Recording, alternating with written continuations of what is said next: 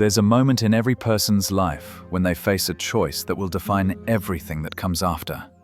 For most of us, that moment arrives quietly, almost unnoticed until we're looking back years later, understanding what that single decision meant. But for William Alexander Anderson Wallace, standing in a dusty Mexican courtyard on March 25, 1843, that moment arrived with the clarity of a death sentence. Before him sat an earthen jar containing 176 beans, 159 white, 17 black. If he drew white, he lived. If he drew black, he'd be blindfolded and shot before sunset. And here's the thing that makes Bigfoot Wallace's story different from every other tale of frontier survival. He'd come to Texas specifically to die fighting. Just not like this. William Wallace was born on April 3, 1817, in Lexington, Virginia, into a family that carried Scottish warrior blood in their veins. His ancestors included William Braveheart Wallace and Robert the Bruce, men who'd fought kings and won. The clan instinct ran deep in the Wallace family. That fierce Highland loyalty that said you protected your own, you avenged your dead, and you never, ever backed down from a fight.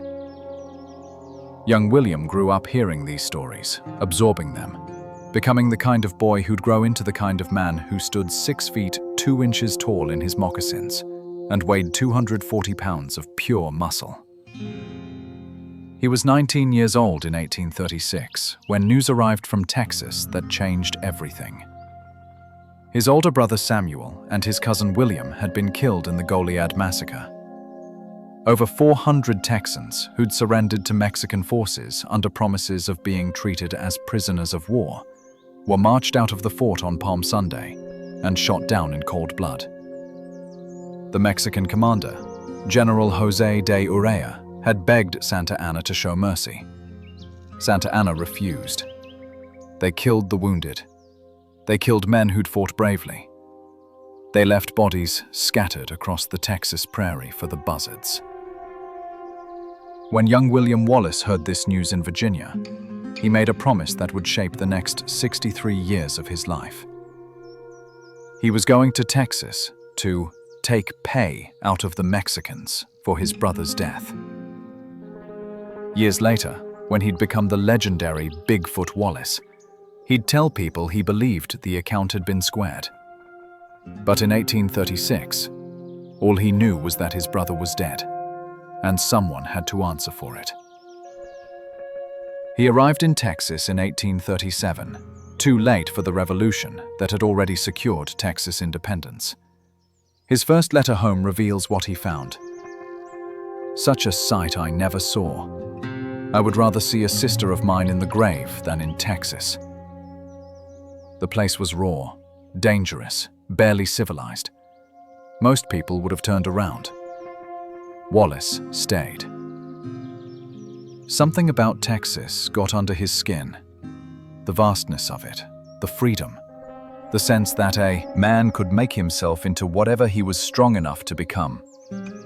He tried farming first, near LaGrange, but farming wasn't in his nature. In 1840, he moved to Austin, which was barely more than an idea of a town carved out of wilderness. He helped construct some of the city's earliest buildings, his skill with an axe making him valuable. He dug Austin's first water well at the corner of Congress and 5th Street, nearly drowning when he hit a rich vein of water at 19 feet. He saw the last buffalo in the region run down Congress Avenue, a sight that made him realize something important. People were getting too thick. So he moved to San Antonio, which in those days represented the absolute edge of civilization. It was in Austin that he earned his nickname, though the story depends on who's telling it. One version says he was hunting near Mount Bonnell when he encountered a giant Waco Indian chief known as Bigfoot, a 6'6" monster of a man. Someone's cabin got ransacked, and Wallace, convinced the chief was responsible, spent days trying to track him down. His friends started calling him Bigfoot, and the name stuck. Another version simply points to his feet, which measured over 11 inches. Not huge by modern standards, but remarkable for the 1800s. Either way, William Wallace became Bigfoot Wallace, and Bigfoot Wallace was about to become a legend. In 1842, Mexican General Adrian Wall invaded Texas, capturing San Antonio twice. Bigfoot finally had his chance to fight the Mexicans, to make good on that promise he'd made 6 years earlier. He joined the Texans who fought Wall's forces at Salado Creek, helping drive them back across the Rio Grande. But it wasn't enough. The Texans wanted revenge for the invasions, wanted to make Mexico pay. So when General Alexander Somervell organized an expedition to raid Mexican border towns, Bigfoot volunteered immediately. The Somervell expedition captured Laredo and Guerrero without much trouble. But then Somervell, seeing that they were outnumbered and outgunned, ordered everyone to return to Texas. About 300 men, including Bigfoot, refused. They'd come for revenge, and they weren't leaving without it. So they split off, formed what would become known as the Mier expedition, and pushed deeper into Mexico under the command of William Fisher. On Christmas Day, 1842, they attacked the town of Mier. What they didn't know, what their scouts had failed to discover, was that a massive force of Mexican troops had arrived in the town just hours before. The Texans fought bravely, holding their positions for nearly 24 hours, inflicting an astounding 800 casualties on the Mexican forces, while sustaining only 30 themselves. But they ran out of ammunition. They ran out of food and water. 243 Texans surrendered, including Bigfoot Wallace. Not knowing they'd just won a battle they were forced to lose. The Mexicans didn't treat them as prisoners of war. They treated them as privateers, as bandits, as men who deserved no mercy. Santa Anna himself ordered them all executed, but the Mexican officers pushed back, arguing that wholesale execution would turn world opinion against Mexico. So Santa Anna modified his order. The prisoners would be marched to Mexico City, and there they would work on road gangs until they rotted. The march was brutal.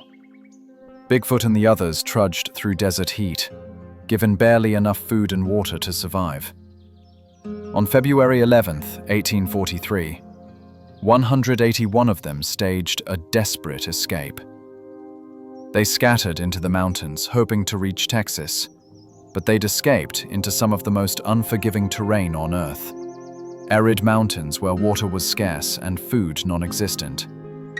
Within days, 176 of them were recaptured or surrendered, including Bigfoot. Only 3 made it back to Texas. Santa Anna was furious.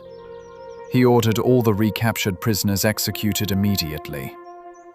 But again, Mexican officials and foreign diplomats intervened. Santa Anna agreed to a compromise that revealed just how cruel a man could be while still claiming mercy. They would decimate the prisoners. Every 10th man would die. The Romans had invented decimation as a punishment for cowardly legions. Kill 1 in 10 to terrify the other 9 into obedience. Santa Anna thought it was perfect. On March 25, 1843, at El Rancho Salado, Colonel Domingo Huerta assembled the prisoners. The earthen jar sat on a table. 176 beans. 159 white, 17 black. Officers would draw first, then enlisted men. If you drew white, you lived. If you drew black, you'd be shot at sunset. This is where Bigfoot Wallace's story becomes something more than just frontier adventure. This is where his intelligence and his nerve saved his life. He was standing close enough to watch as the beans were placed in the jar. And he noticed something crucial. The Mexican soldier poured the black beans in on top of the white ones. He didn't stir them, didn't mix them properly. The black beans were larger, heavier. They'd naturally sink, but not immediately. Not if someone reached in quickly. When Bigfoot's turn came, he reached deep. He pushed his hand down through the beans, feeling for the smaller ones at the bottom. His fingers closed around a white bean. 17 men drew black beans that day. 17 men spent their last hours writing letters home, saying goodbye to friends, preparing to die. One of them, Captain Robert Dunham, drew his bean and simply said, "Well, boys, the jig is up with me." Another, James Shepherd, survived the firing squad by playing dead in the courtyard, then escaped in the night, only to be recaptured weeks later and shot for real. Their bodies were buried in a shallow ditch at El Rancho Salado. The survivors, including Bigfoot, were marched to 1034 Perote Prison in Veracruz. Perote was hell, a massive stone fortress where men died of disease, starvation, and despair. Bigfoot caught what prisoners called jail fever, probably typhus, and nearly died. But he didn't die. He survived month after month of that stone hell until September 16, 1844, when Santa Anna, facing international pressure and political problems, finally released the prisoners. Bigfoot made his way back to Texas and did something that tells you everything about the man. He joined the Texas Rangers under Captain John Coffee Jack Hayes. He could have gone home to Virginia. He could have decided he'd had enough of Texas and its dangers. Instead, he signed up for more. He'd come to Texas to fight, and he wasn't done fighting. Under Hayes, Bigfoot became one of the most respected rangers in Texas history. When the Mexican-American War broke out in 1846, he served with distinction, using everything he'd learned about tracking, fighting, and surviving in hostile territory. In the 1850s, he commanded his own ranger company, fighting Comanche and Apache raiders, tracking down border bandits, patrolling the vast wilderness that most men were terrified to enter alone. But it was his work as a mail carrier that cemented his folk hero status. In 1850, Bigfoot contracted to carry mail between San Antonio and El Paso, a distance of roughly 600 miles, through some of the most dangerous territory in North America. The route ran straight through the old Comanche Trail. Every other man who'd tried to run that mail route had been killed or scared off. Bigfoot took 6 guards and extra mules, and he made the run again and again, month after month. The most famous story from his mail-carrying days happened when Indians attacked his stage about 2/3 of the way to El Paso. Bigfoot fought them off. He always fought them off. But they stole his mules, leaving him stranded in the desert. Most men would have died. Bigfoot walked. He walked for days through heat that would kill a normal person, finally stumbling to the first ranch house he found. A Mexican family invited him in, and Bigfoot, half dead from exhaustion and hunger, sat down at their table and ate 27 eggs. 27. Then he walked on to El Paso for what he called a real meal. Did he really eat 27 eggs? Maybe. Maybe not.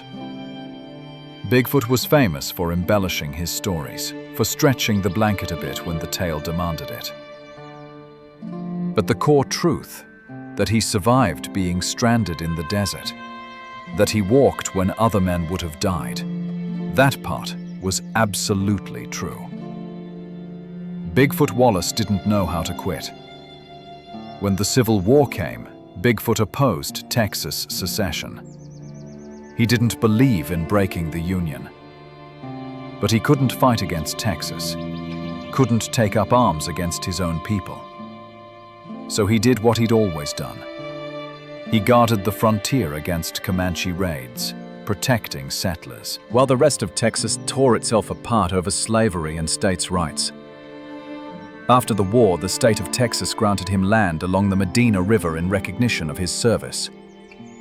He built a small ranch there, but he never really settled down.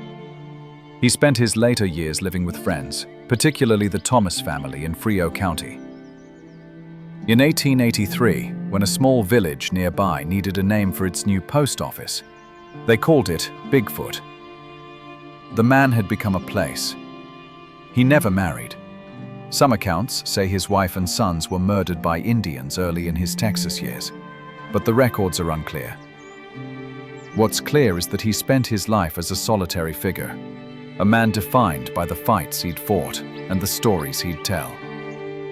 He'd sit in a rawhide-bottomed chair in the shade, his massive frame somehow comfortable in that simple seat, and he'd regale visitors with tales of his adventures, the battles, the escapes, the close calls. The time he drew a white bean and lived, the time he ate 27 eggs and kept walking. J. Frank Dobie, the great Texas folklorist, knew Bigfoot in those later years and wrote that he was as honest as daylight, but liked to stretch the blanket and embroider his stories. Dobie also wrote something more important. Wallace represented old-timey free days, free ways, and free land. He was a living connection to a Texas that was already disappearing, where a man's courage and skill mattered more than anything else, where the frontier was still wild enough to need men like Bigfoot Wallace. He died on January 7th, 1899, at the age of 81. The Texas legislature immediately appropriated money to move his body to the state cemetery in Austin, where he was buried just a few spaces from Stephen F. Austin, the father of Texas. His tombstone reads simply, Bigfoot Wallace. Here lies he who spent his manhood defending the homes of Texas. Brave, honest, and faithful. But Bigfoot Wallace's real monument isn't that tombstone.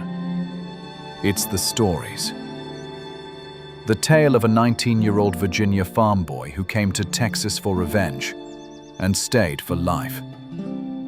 The story of a man who reached deep into a jar of beans and cheated death through cleverness and nerve. The legend of a ranger who ran mail through Comanche territory when no one else would, who fought in more battles than most men could survive, who walked through desert heat after eating 27 eggs and somehow made it sound reasonable. His story reminds us that courage isn't just about fighting. It's about surviving when survival seems impossible. It's about reaching into a jar of beans and choosing the right one when your life depends on it. It's about walking when other men would lie down and die. It's about spending 63 years in a place that tried to kill you and refusing to leave because somehow, improbably, you'd come to love it. Bigfoot Wallace came to Texas to square an account with the Mexicans who'd killed his brother. But he stayed because Texas needed men who wouldn't back down, who'd stand between settlers and danger, who'd carry the mail when no one else could. And in doing so, he became more than a man.